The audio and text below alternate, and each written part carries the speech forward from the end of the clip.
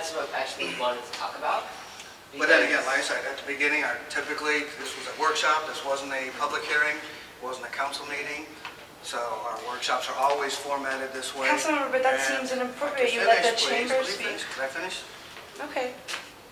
That what I said was if any council members had questions of anyone in the room, they could have asked, and none of them did. So that's, like I said, that's our standard format for workshops that we always do. Okay, so why would you let the Chamber, Movie Co. and Baywalk speak, who do not work at City Hall there, making public comment, and not let this shareholder speak? Well, like I said, it wasn't that I didn't let them. I said at the beginning. Well, you're the Chamber, you decide who speaks during these meetings. Who wanted to ask questions of anyone in the audience had that ability to do so.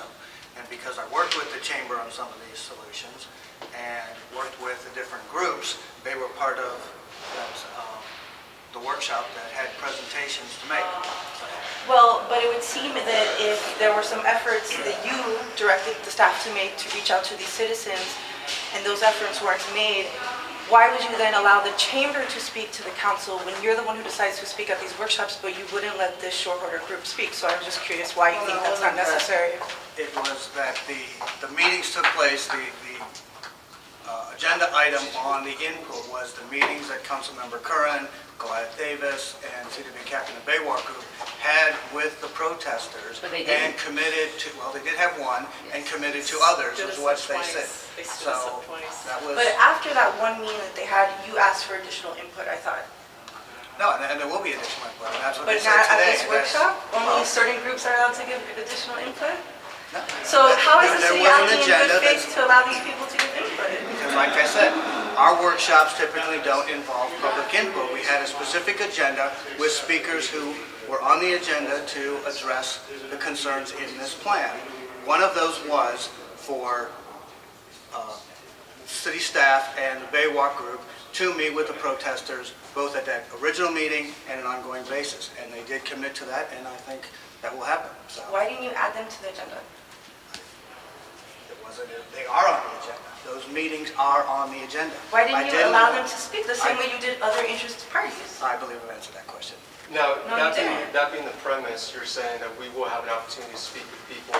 We want to have that opportunity before the vote actually takes place. Will we have that opportunity? Well, that I doubt. The vote's going to take place in, That's your So, discretion what as good does it chair. do for You us can to call speak with anybody you people after want. the vote is placed? Pardon me?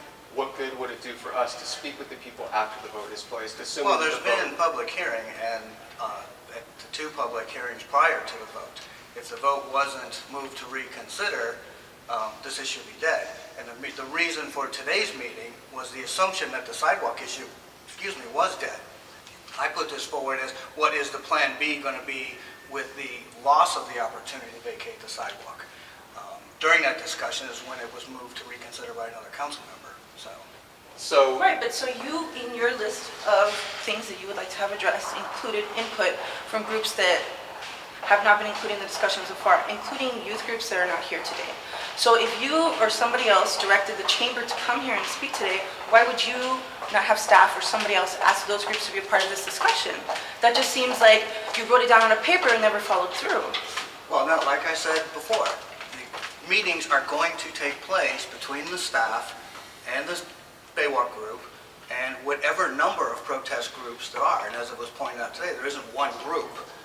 There's any number of groups that want to have something to say. So those meetings or meetings of one group, spokesman, 10 different groups, whatever it is, will take place. My point is, why was it appropriate for the Chamber to speak today and not the groups that you yourself said you wanted input from?